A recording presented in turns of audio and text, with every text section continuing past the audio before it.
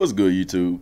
Dmgaming here, y'all. Today, I just kind of want to do a little roundup video talking about potentially what type of news we could hear next from Dragon Ball Z Kakarot and when. But before we get into all of that, y'all know the routine. Follow me on these social media platforms: PSNID, Twitter, Twitch, Instagram, and also we're on Facebook at Dmgaming06.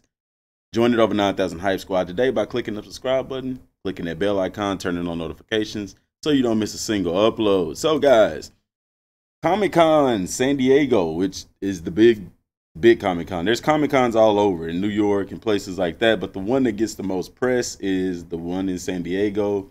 I don't know why, maybe because it's in California, but that's coming up this weekend. I think it starts on the 18th. It starts Thursday. No, it's not this weekend. It's next week. I don't even know what the day is. Yeah, 16th. It starts this Thursday, the 18th. Okay.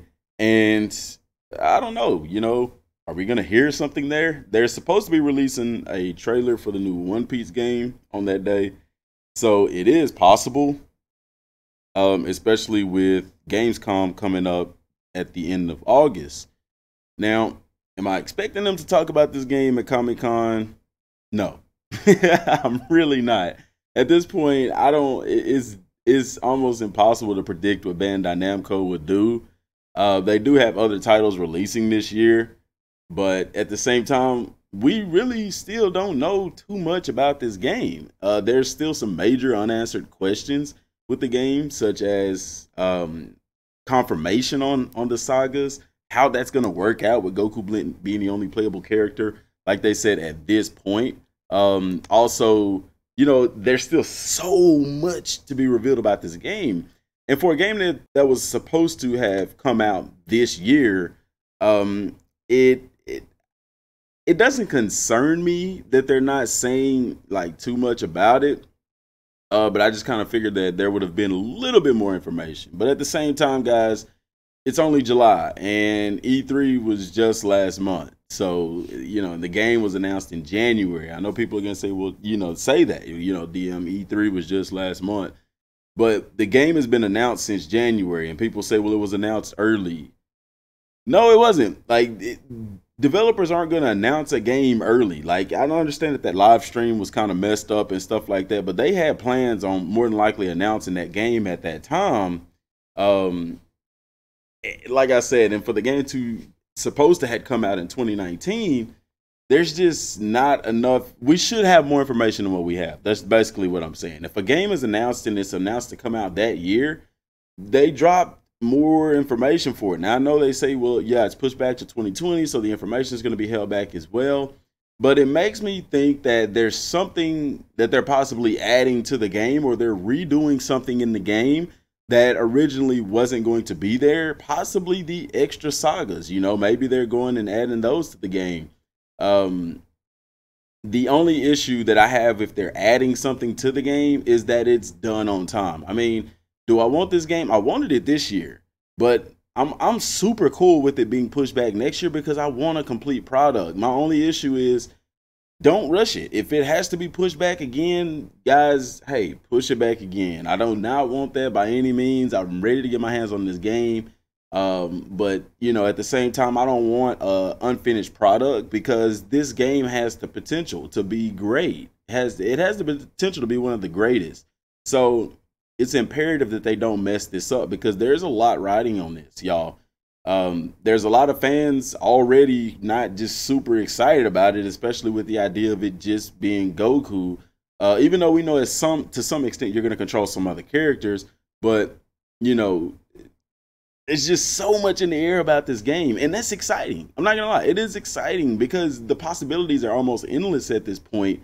I mean, we've seen so much, yet so little. I guess because we've talked about so much in regards to this game that if they added all those things into the game, this game is gonna be monstrous. The one thing that I'm looking forward to is how large is this game gonna be?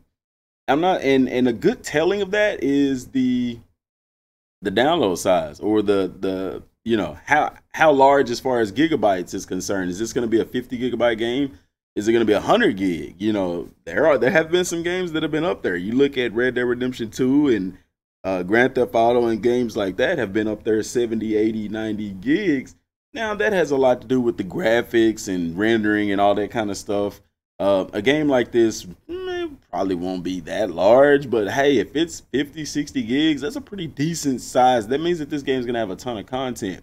My only issue, or my only concern with that, is that the repetitiveness. RPGs, guys, you have to do a lot of the same stuff. And so to make a very good RPG game, it's imperative that they make the stuff that you do not so grindy, or not so repetitive, because it's a grind regardless. I hope that leveling is a fun adventure. You look at the Xenoverse games, for example. Leveling in those games is fun at first, but then you get to a certain point when you're leveling your character up to where it becomes a annoying type of grind, because it's just so hard to earn XP. And by that point in the game, there's not enough content to keep it fresh, and it becomes one of those kind of boring type of grinds, you know. Now in Xenoverse 1, you had the Elder Kai stuff, you know, and then in both of them you have the Dragon Balls, but you can only level up by one in that.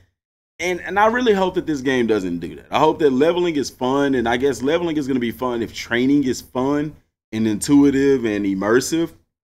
Things like that will help to dampen that repetitive grind of leveling up your character and things of that effect. So, and then too, if there's no cap on how strong you can get in a sense, or if say I'm level 99 or 100, that my character is like super freaking strong, then that's going to be awesome. Now, the only issue with that is if they plan on extending the series, then, I mean, they would just have to make the new characters even more strong, which if they like eventually in the future do super, it makes sense, because Goku on his god level and Beerus and Jiren, they're on a completely different level than where people were at the end of Dragon Ball Z. You know, we see what Beerus did to Super Saiyan 3 Goku and Piccolo and all them, and this is, you know, Battle of Gods started after the Majin Buu saga essentially. So it's going to be very interesting, guys. Like I said, I'm keeping my ear to the ground. Hopefully we hear some stuff at Comic-Con. There's going to be some game trailers and stuff there anyway, so that's going to be some content there as well. But like I said, keep my ears to the ground. Hopefully we hear something. I don't think we will, but hey, here's to hoping, guys. Appreciate y'all for tuning in, man. Like I said, it's not a long video today. I'm sorry I'm uploading a little bit later today. It's just been one of those days. Not a bad day, but one of those days. Till next time, guys. Thanks for watching. Peace.